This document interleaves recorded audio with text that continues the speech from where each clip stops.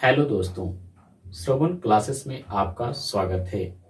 आज हम आपके लिए एक बहुत ही शानदार सेशन लेकर आए हैं जो रहेगा परसेंटेज से। परसेंटेज में हम लोग एकदम बेसिक लेवल से चलेंगे। परसेंटेज को हम लोग जीरो लेवल से लेकर के हीरो लेवल तक का सफर तय करेंगे।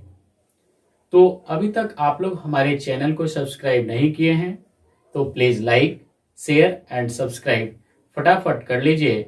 और हाँ, सब्सक्राइब करने के बाद बेल आइकन के ऑल वाले बटन को जरूर दबाइएगा ताकि आने वाले न्यू वीडियो का नोटिफिकेशन सबसे पहले आप तक पहुंचे।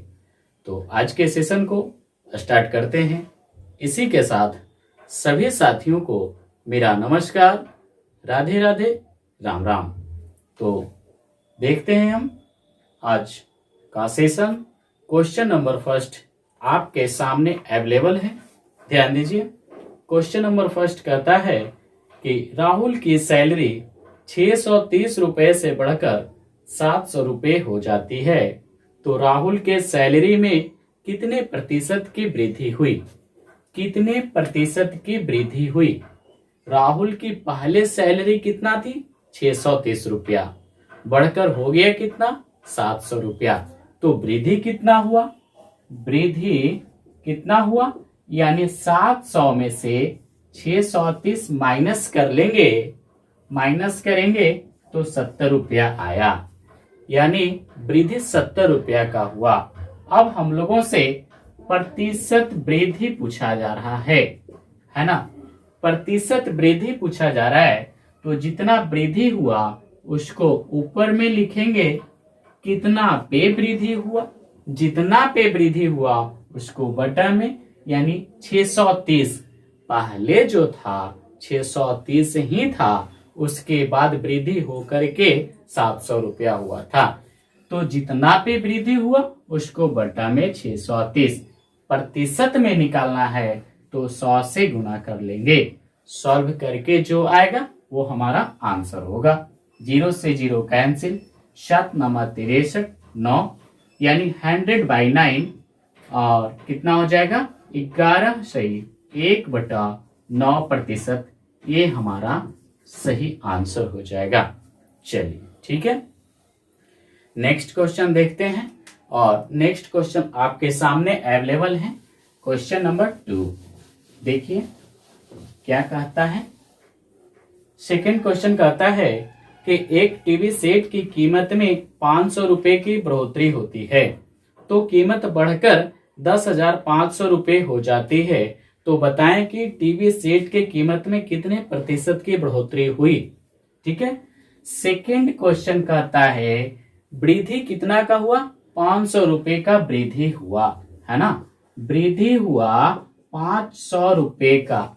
वृद्धि होने के बाद टीवी सेट का कीमत बढ़कर के 10,500 रुपया हो गया। तो वृद्धि होने से पहले कितना रहा होगा टीवी सेट का कीमत?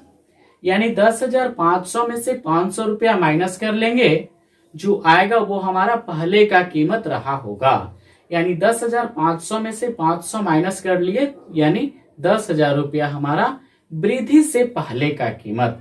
तो प्रतिशत वृद्धि पूछा जा रहा है, तो वृद्धि जितना हुआ उसको ऊपर कितना पे वृद्धि हुआ, तो 10,000 पे वृद्धि हुआ उसको बटा में प्रतिशत में निकालना है, तो 100 से गुना। 00 से 00 कैंसिल, इस 00 से ये 00 कैंसिल, यानी कितना बच गया? तो 5% का वृद्धि हुआ।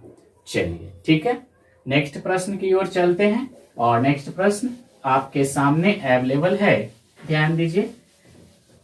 थर्ड नंबर प्रश्न कहता है कि दो संख्याएं किसी तीसरी संख्या से क्रमशः 20% तथा 25% के बराबर है, तो बताएं कि पहली संख्या दूसरी संख्या के कितने प्रतिशत के बराबर है? ठीक है, क्वेश्चन नंबर 3 दिया गया है, पहली संख्या और दूसरी संख्या जो है किसी तीसरी संख्या के 20% और 25% के बराबर है।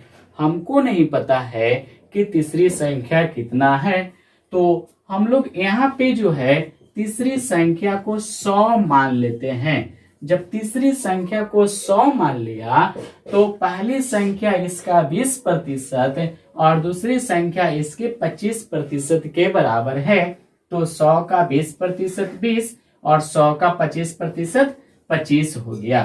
ठीक है, अब कहता है क्या कि पहली संख्या दूसरी संख्या के कितने प्रतिशत के बराबर है। ध्यान दीजिए, पहली संख्या जिसके बारे में बोलेगा उसको ऊपर रखेंगे, जिसके रिस्पेक्ट में बोलेगा उसको नीचे रखेंगे, यानी दूसरी संख्या से कितने प्रतिशत के बराबर है। तो सेकंड के रिस्पेक्ट में बोला जा रहा है तो 25, नीचे प्रतिशत निकालना है 100 से गुना 25 चौके 100, 20 चौके 80% हमारा आंसर हो गया।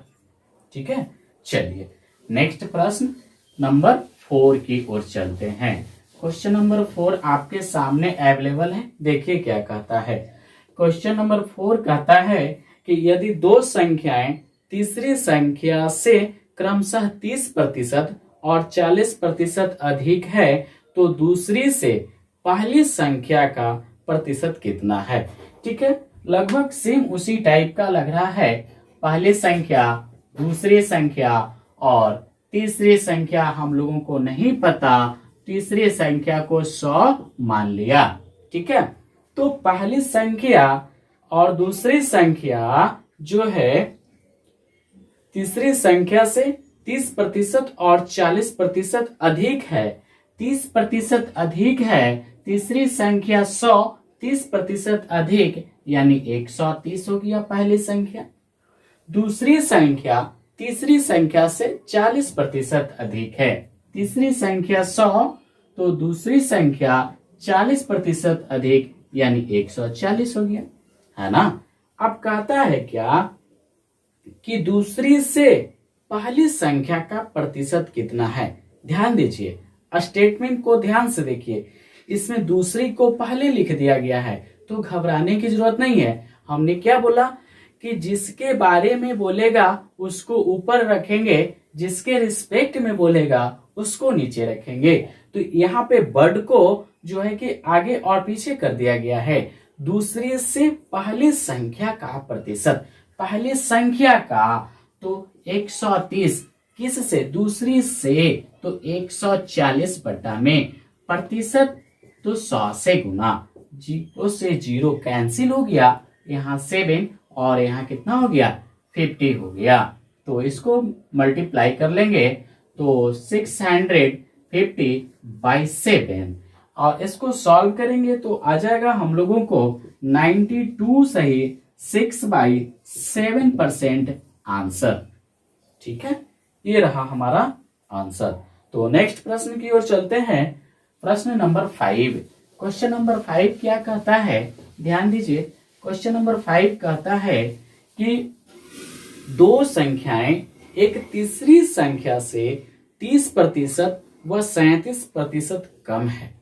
ठीक है, दूसरी संख्या पहली संख्या से कितने प्रतिशत कम है। तो यहाँ भी लगभग उसी टाइप का प्रश्न है। पहली संख्या, दूसरी संख्या और तीसरी संख्या हम लोगों को नहीं मालूम तो तीसरी संख्या 100 मान लिया।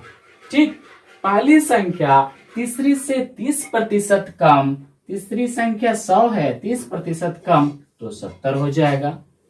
दूसरी संख्या पहली से 37% कम, तीसरी संख्या से 37% कम तो तीसरी संख्या 100 है, 37% कम तो 63 हो जाएगा, है ना। अब निकालना क्या है, दूसरी संख्या पहली संख्या से, पहली संख्या से बोला जा रहा है, यानी पहली संख्या के रिस्पेक्ट में कितने प्रतिशत कम है। तो पहले हम लोग देख लेते हैं कम कितना है। कम 70, दूसरी संख्या पहली संख्या से कितना प्रतिशत कम है, तो पहले कम देख लेते हैं कम कितना है। तो 70 - 63 यानी 7 कम है ना। अब प्रतिशत कम निकालना है तो कम जितना है उसको ऊपर, कितना से कम है पहली संख्या से कम हुआ तो जिसके रिस्पेक्ट में है उसको नीचे गुना में 100 हो जाएगा, है ना। ये 0 से 0 कैंसिल, 7 से 7 कैंसिल, तो कितना हो गया 10%। ये हमारा बिल्कुल सही आंसर हो गया। तो मुझे पूर्ण विश्वास है कि आप लोगों को ये जो कॉन्सेप्ट है बहुत ही आसानी से, बिल्कुल ही अच्छी तरह से समझ में आया होगा। तो आज के लिए फिलहाल इतना ही, मिलते हैं नेक्स्ट सेशन में। बहुत बहुत धन्यवाद।